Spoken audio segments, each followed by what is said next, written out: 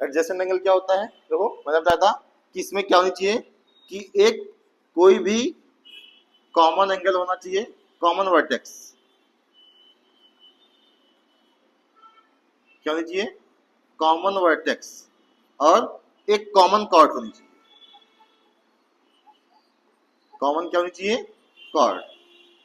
ठीक है, तो वो क्या कहलाएगा? वहां जो दो एंगल बनेंगे उन्हें हम लोग क्या बोलेंगे? Adjacent angle. जैसे ये ए और बी क्या होगा? यहाँ पे A and B are adjacent angle, इसे क्या बोलेंगे? संलग्न। ठीक है, इसमें देखो ये ए क्या है? ये कॉमन वर्टेक्स है, और ये जो है इसको भी मान लेते हैं। जो ए बी है ये क्या है? कॉमन कॉर्ड या कॉमन लाइन बोल सकते हैं। ठीक है, तो यहाँ ए और बी जो होंगे ये क्या होंगे? ये तुम्हारे क्या जाएंगे? Adjacent angle. ठीक है, दूसरा क्या था?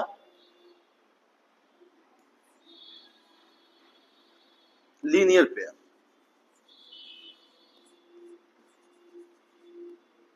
इसको बोलते हैं रैखिक युग्म।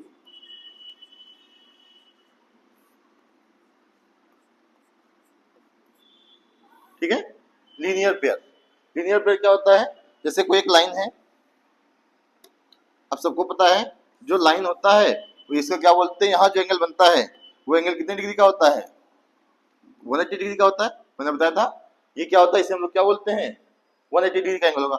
अब मान लीजिए अगर कोई एक लाइन आ रही है, जैसे ये लाइन क्या है? इसको बाइसेक्ट कर रही है या कट कर रही है इसको, किस पॉइंट पे? मान लीजिए ए पॉइंट पे है। ठीक है, ये क्या है? ए पॉइंट पे कट कर रही है। तो यहाँ देखिए दो एंगल बनेंगे, इसको ए मान लेते हैं, इसको क्या मान लेते हैं? बी। दो एंगल बने तो क्या होगा? जो लीनियर पेयर होता है इसमें जो एंगल होते हैं उनका सम हमेशा कितना होता है? 180 डिग्री होता है।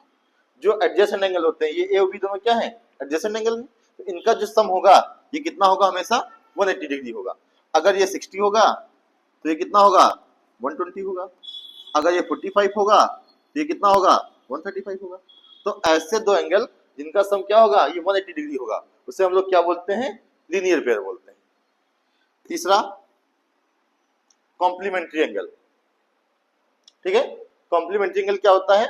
ऐसे दो एंगल जिनका सम कितना हो? 90 डिग्री हो, उसे हम लोग क्या बोलते हैं? Complementary angle.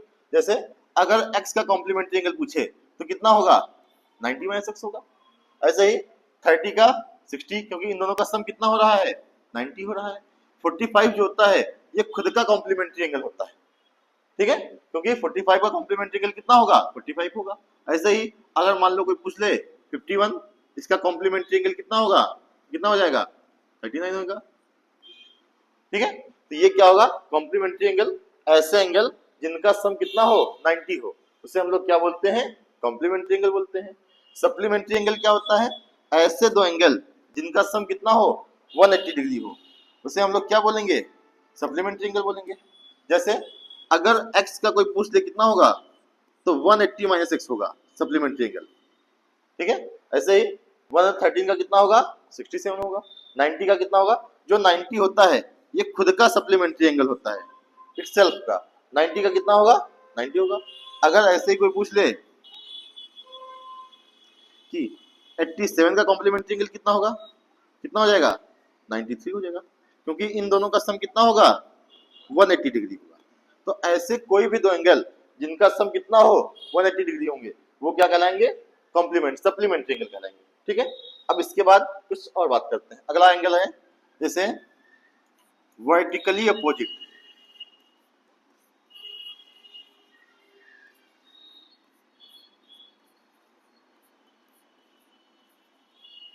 एंगल्स, हिंदी में इनको बोलते हैं शीर्षाभिमुख कोण। क्या बोलते हैं? शीर्षाभिमुख कोण।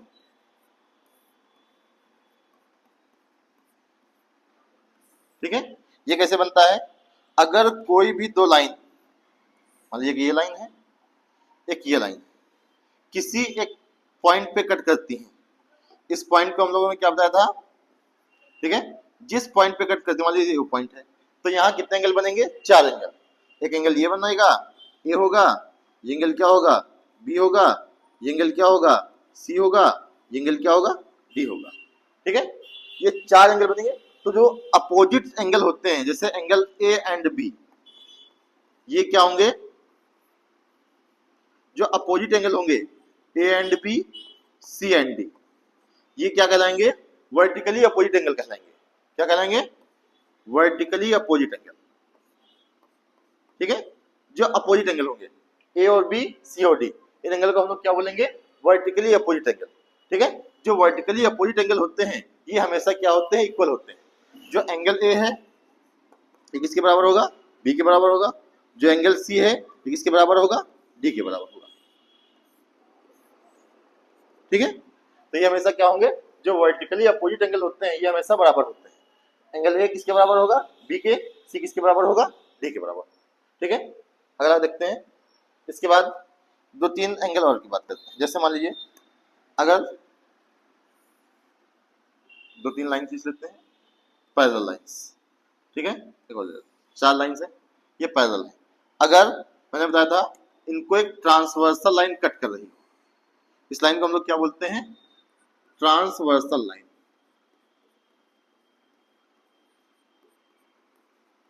नहीं बोलते हैं तिर्यक रेखा। ठीक है, अब ट्रांसवर्सल लाइन कट कर रही है तो यहाँ कितने एंगल बनेंगे, मान लीजिए एंगल ये बना, इसको 1 मान लेते हैं, इसको 2 मान लेते हैं, इसको 3 मान लेते हैं, इसको 4 मान लेते हैं, इसको 5 मान लेते हैं, इसको 6 मान लेते हैं, इसको 7 मान लेते हैं, इसको 8 मान लेते हैं। 8 एंगल बनेंगे।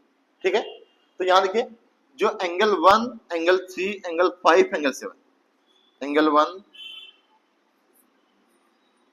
एंगल 1, एंगल 3, एंगल 5, एंगल 7, या फिर एंगल 2, एंगल 4, एंगल 6, एंगल 8, ये जो एंगल होते हैं ये क्या कहलाते हैं, इनको हम बोलते हैं करस्पॉन्डिंग एंगल्स।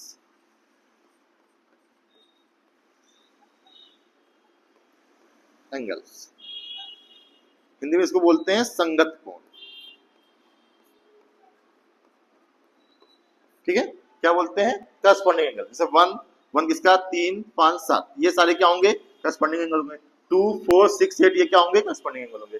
तो जो करस्पॉन्डिंग एंगल होते हैं ये हमेशा इक्वल होते हैं। मतलब एंगल 1 बराबर, यहाँ लिख देते हैं स्टार बना के, कि करस्पॉन्डिंग एंगल्स